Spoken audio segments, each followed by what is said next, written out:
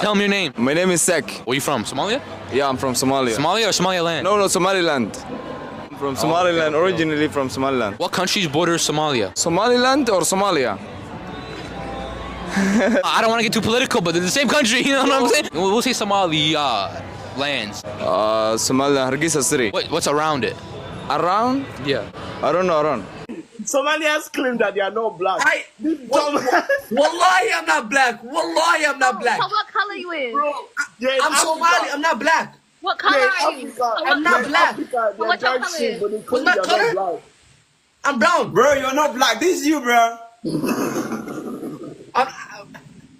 Bro, nigga has the same shit with the charcoal and Bro, listen. I'm not black. I'm Somali. There are truths we have not been saying out loud. Number one, go to Somali malls.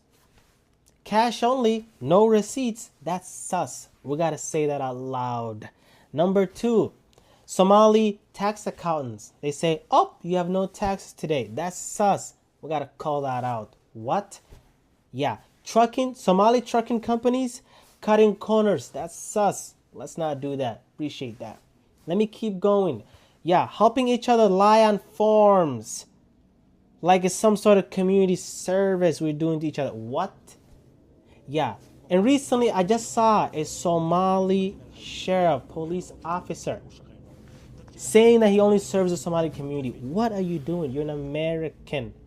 The whole citizens is your duty to protect and provide great, excellent service. Hello? Get rid of that mindset. Appreciate that. To the haters who've been saying, go back to Somalia. Let me remind you something. This country is not based on tribe, bloodline, or ancestry. This is not Saudi Arabia. This is not Japan. America is contract nation. You live here, you work here, you pay taxes here, you contribute here, you're an American. Chill like that.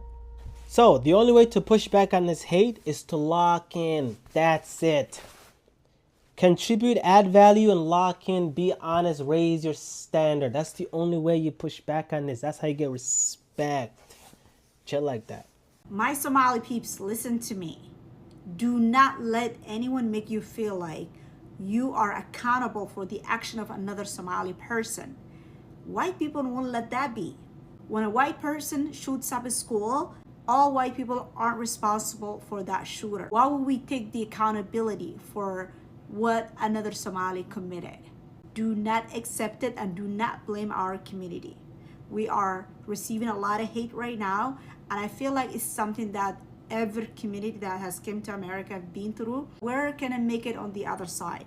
But right now, we do not need to make fun of each other. We do not need to take accountability. We do not need to take a blame. Donald Trump, what he said has to be the biggest eye-opener for all of the Somali expats living in the West. Put things into perspective, I'm a Somali, British-born Somali. Grew up in the UK, London to be precise, and I moved to Hargeisa about a year and a half ago. And it was the best decision I've ever made. Because I've been living here, I'm stress-free, I go about my day, no one says anything to me, this is my country, right?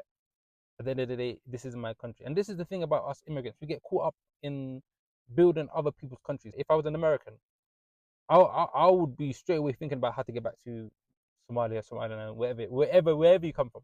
Why? Because how are you contributing to a country that sees you that badly? And by the way, Donald Trump is the only one who's actually vocal about it. There's others that think the same thing. That's why I say the least that you can do is build up your own country. And I'm not saying go into politics. You're contributing to your country just by living there. I would just advise my Somali American brothers and sisters, especially those living in Minnesota. Invest in your own land, invest in your own country. Don't waste your efforts on pleasing another man and another country. It's probably not my place to talk about it, but I think it's kind of crazy how Minnesota Somalis never failed to embarrass us. I'm not even talking about the ones that are like normal, like going to school, you know, actually trying to do something with their life. I'm talking about the ones that are actually involved in this fraud shit. The ones that are here on temporary protected status are probably not the ones involved in that, but they're the ones that are going to feel the most punishment. Like, this shit is going to ruin lives. it's going to ruin lives. And even bigger than that, why are we like giving these people ammo to look down on us even further? One of the few times we get mentioned on TV, there's a white man with a pointer explaining how Somalis have been stealing money for forever, how long. And of course, TPS going away is hypothetical because we don't even know if it's legal for Trump to do it. But yeah, news is forever. So Somalis being associated with this will be on the internet forever. Somalis in South Africa. So apparently, the Somali community in South Africa, from time to time, I don't know, after every 4 years or 5 years, they hold community elections and they elect a chairman for that community, like the Somali community in South Africa. And then recently they conducted that election. Apparently these people disagreed on the results of the election. The incumbent, the previous chairman who was defeated in this election, refused to concede defeat. And to my surprise and everyone else's surprise, these people have started shooting each other. AK-47, boom, boom, boom, boom, boom. My people, my people. Although it is not a big deal in South Africa for people to really use rifles and bullets, and that is normal. In South Africa, people shooting each other is just gang life there, and crime there is very rampant, especially considering the xenophobia attacks against the foreigners. But now this one, it is an inside the in-house hatred, where it is Somalis who are fighting other Somalis. And actually, I am told several people have been injured. I did not receive so far any death reports, but that's very unfortunate. I really don't know how to address this. As a Somali Bantu woman, I hate when an ethnic Somali person is like, oh, we're all one, we're all one. We're not. We are not one. We try to be one. We are only one to y'all when it benefits you guys. It is nothing wrong with saying I'm Somali. Yes, I am Somali. I'm a Somali woman. But I'm also I'm Somali Bantu. Because y'all don't have any problems with pointing out your ethnic groups and your clans. But as soon as we do it, it's a problem. We are Somali Bantu. Our accomplishments are not your accomplishments, because whenever you guys have an accomplishment, you do not share it with us. Whenever you get an opportunity, you don't share it with us. You don't help us in any way, shape, or form. But yet, every time we got something going on, oh, we're one. No, we are not. Somali Bantus have gone through so much. Our people came to the U.S. and started getting actual opportunities starting in 2000s. Y'all held us back for years and years, and we've endured so much, but because till now we're going through so much injustice in Somali from the same clan. Every once in a while y'all want to throw the we are all Somalis, we're one. Then treat us like one. We are not only one when it benefits y'all. Do you know how much money we put into y'all's businesses in your pockets? The Dhabshils, the Somali stores, the grocery stores, the Somali clothing mall. We are only one when you're benefiting from it. But the second we need y'all, where the hell are y'all? The second we need y'all, where the hell are y'all? All the injustices y'all see, and this is, mind you, this is not a Somali ethnic hate train. I understand there's a whole bunch of beautiful Somali people out there that, you know, that are kind-hearted, that are not prejudiced and discriminatory against Somali Bantus. But I feel like if you're not speaking on injustices in the community, then you're just one of those people. And I said what I said. Because you're not going to tell me and sit here and tell me, oh, we are one, we are one. But when our people are getting killed, when our people are getting enslaved, when our people are getting raped and being treated wrong, y'all don't speak up. So you are the problem as well. And it's okay for us to have our own something. But when the second we have our own something, you want to come in and be like, oh, we're one. But the second it doesn't benefit y'all, oh, we are jarirs. The second y'all don't like something that we're doing, we're jarirs. But the second y'all benefit from it, you guys, we're one. Nah. I'm Somali Bantu. Yes. It's so heartbreaking seeing Somali girls, Somali women around the world on this app, online, who are really going through it. Because our parents have chosen, specifically their mothers have chosen, to create a cycle of abuse that is not only putting in danger the women, the girls, but also harming their sense of self. Today I listened to a 5-part, 6-part video of a girl who eerily, her story sounded so similar to my story of when I got kicked out. And someone put her hands on her, and it's one of her family members, her brother. And it's crazy because I have gone fully no contact with my family. I am Somali, I identify as Somali. I was born in Djibouti, and then I was raised in London, UK, and now I'm in Canada, Toronto. And through all these movements, I've stayed at different family members. I've had the privilege of observing people my whole life. My own parents, I remember I was like 6 years old when I first saw my parents, and because they left me in one of their parents' home. And I think that is like super normal, but it's not normal when those homes that they leave you in end up abusing you. And anyways, I remember a very young age seeing my family and thinking, I am an observer of this family, I'm not part of it. And I grew up thinking like that. And I grew up with I don't call her mother anymore. For me, this is a strict boundary. I call her the lady who gave birth to me, because for me, she's a portal I came out of. She's not the heaven. She's not the person who mothered me or nurtured me. She's just a person who delivered me. And she delivered me into this world not because she wanted to, but because she was forced to. And the more I have conversations with different people, the more I realize it wasn't consensual.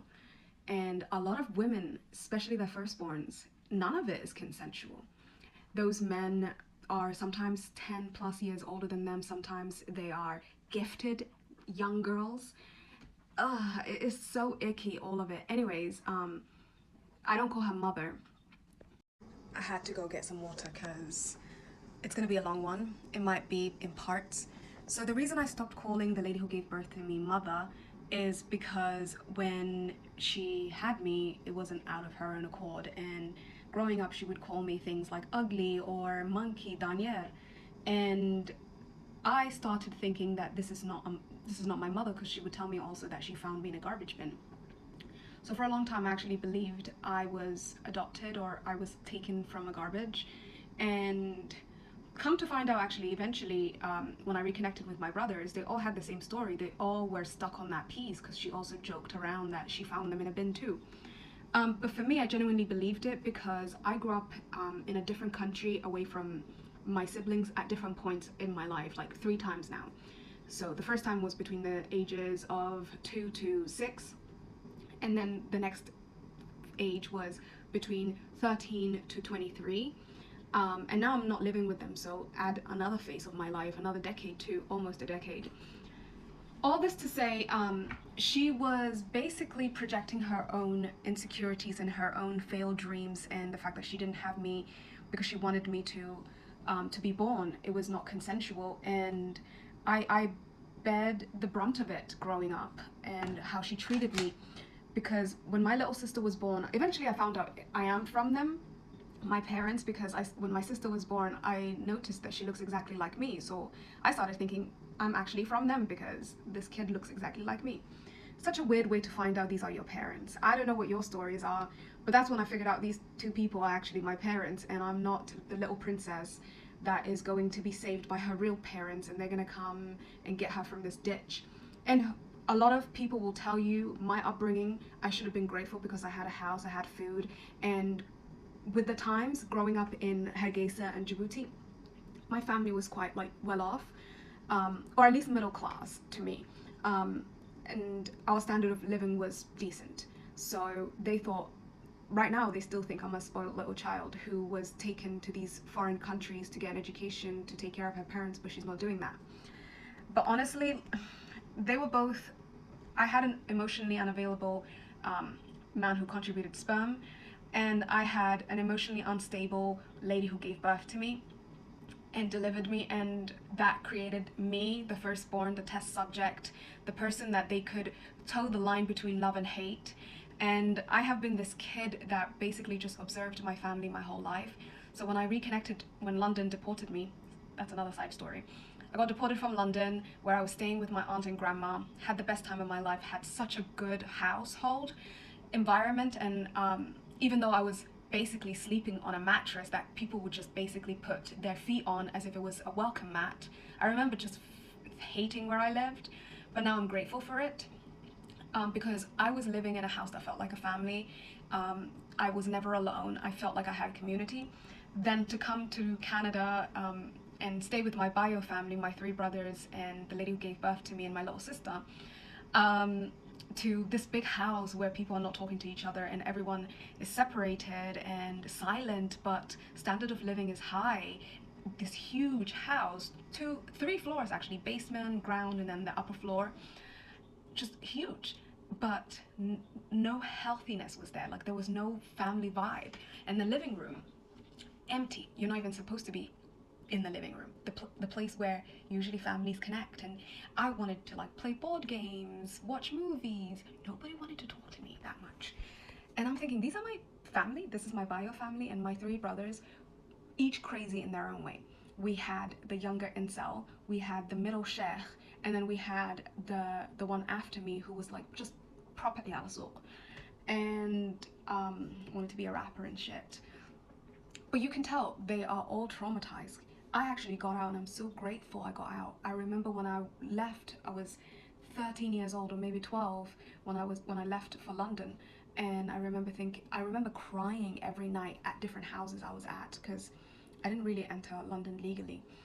I was crying all the time, and I was thinking, why am I the only one that's always left? And I'm still healing from all of that, but now I'm grateful, because like I said, I'm the type of person to say I welcome every lesson. So the reason I got kicked out, reason I started this video, the reason I got kicked out when I reconnected with my bio family in Toronto was I started going out downtown, and I didn't want to be in Markham. So I started going out, and I didn't want to do a curfew. Like, what 23-year-old does a curfew? 9 p.m.